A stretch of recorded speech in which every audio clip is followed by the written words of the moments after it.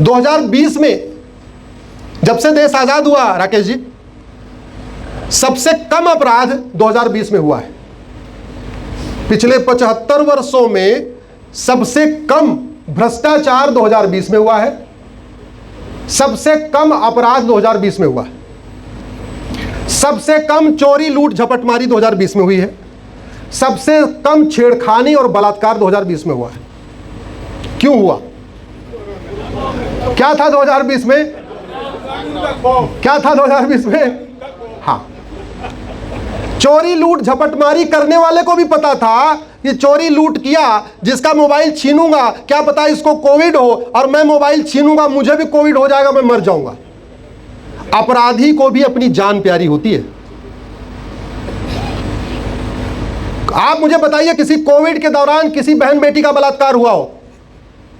क्योंकि जिसकी नीयत खराब है उसको भी मन में खौफ था, किसी बेटी को हाथ लगाया, क्या पता इसको कोविड होगा, मुझे भी कोविड आ जाएगा, मैं मर जाऊंगा।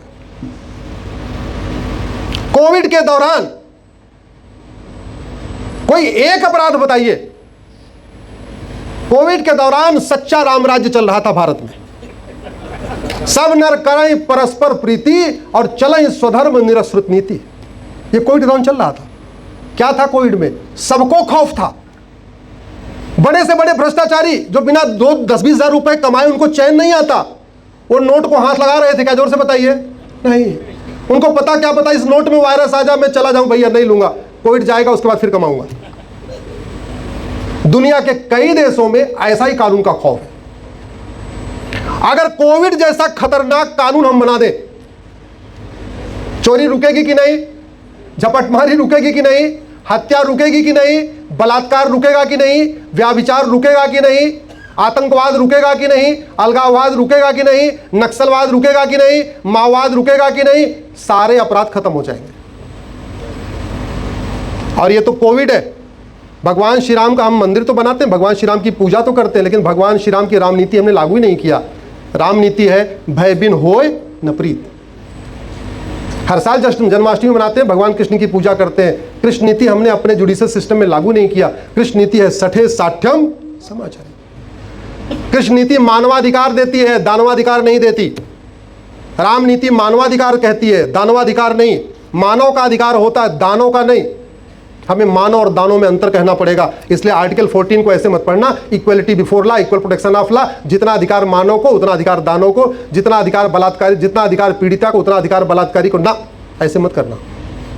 आप लोग वकील बनने जा रहे हो, इस इंटरप्रिटेशन को अभी से सीखो, संविधान की व्याख्या, क्योंकि संविधान की व्याख्या का संविधान का पर्पोजिव इंटरप्रिटेशन करना पड़ेगा, संविधान का हार्मोनियस इंटरप्रिटेशन करना पड़ेगा, संविधान का कंस्ट्रक्टिव इंटरप्रिटेशन करना पड़ेगा। अच्छा, कैसे हो सकता है?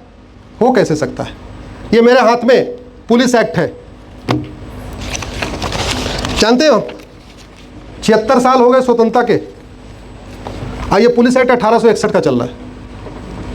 जो मैकाले बना के गया था, ये पुलिस एक्ट आज भी चल रहा है। नतीजा क्या है? पुलिस सत्ता की गुलाम है। पुलिस का स्वभाव सत्ता के हिसाब से बदलता है। पुलिस का वेतन सत्ता के हिसाब से बदलता है। क्या जोर से बोलिए जरा? वेतन तो वही रहता है।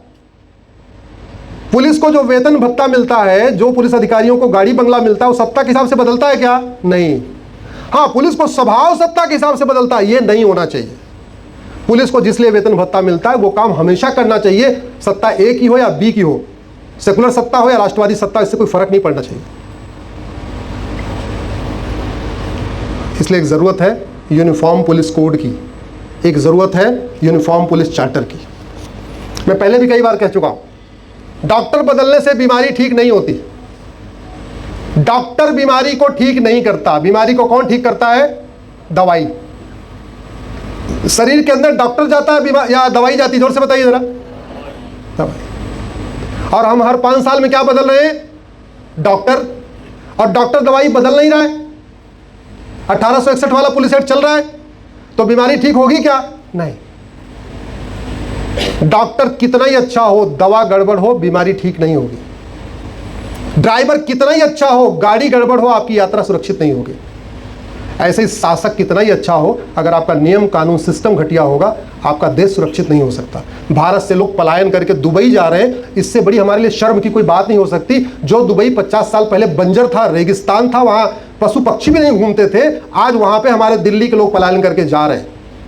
हमारे दिल्ली के लोग भगवान राम की जन्मभूमि, भगवान कृष्ण की जन्मभूमि छोड़ छोड़ के सिंगापुर, जापान जा रहे हैं। भारत उनको सुरक्षित नहीं लगता। क्यों? क्योंकि उनकी दवाई अच्छी है। सिंगापुर में कोई प्रधानमंत्री हो जाए, भ्रष्टाचार हो ही नहीं सकता। सिंगापुर में कोई प्रधानमंत्री हो जाए, ड्रग कारोबार हो ही नहीं सकता। नशे के कारण हमारी पूरी यंग जनरेशन बर्बाद हो रही है। लाखों मां बाप नशेड़ी बच्चों से परेशान है, लाखों बहन बेटियां नशेड़ी पतियों से परेशान है, लाखों बच्चे नशेड़ी बाप से परेशान है। संविधान का आर्टिकल 47 कहता है भारत को नशा मुक्त बनाओ। संविधान डायरेक्शन है, directive principle is nevertheless fundamental है। और हमने आज भी वो एनडीपीएस एक्ट बाबा आदम के जमाने का लेके घूम रहे। सिंगापुर में पहले यह व्यवस्था थी कि अगर नशा मिला तो देखते गोली मार दी जाएगी। तो फिर थोड़ा बाद में हंगामा हुआ, कुछ वहां भी आ गए होंगे मानवाधिकार वाले, बोले नहीं नहीं जी ऐसे कैसे हो सकता है, देखते गोली कैसे मार सकते।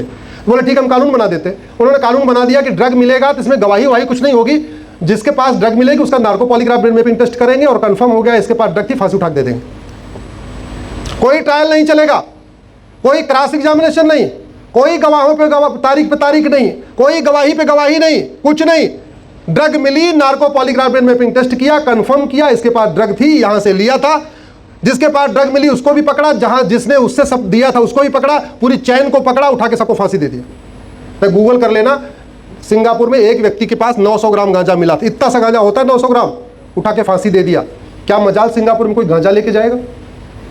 आपके सतना में भी गांजा बिक रहा होगा, खेत खड़े हैं। हाँ, और सिंगापुर में क्या मजाल कि कोई गांजा लेके, चरस लेके, एमडी लेके, सुल्फा लेके, कुछ लेके चला जाए। यह है क्या मजाल कि जापान में कोई जासूसी कर दे, गद्दारी कर दे, 6 महीने के अंदर फांसी देंगे। ये तारीख पे तारीख और ट्रायल और गवाहों के बयान और जीरा और क्रॉस एग्जामिनेशन कुछ नहीं चलेगा। सीधे narco polygraph brain mapping test करेंगे, सीधे फांसी उठा के दे देंगे। यह होता है भय बिन होए न प्रीत, यह होता है सठे साठ्यम समाचरित।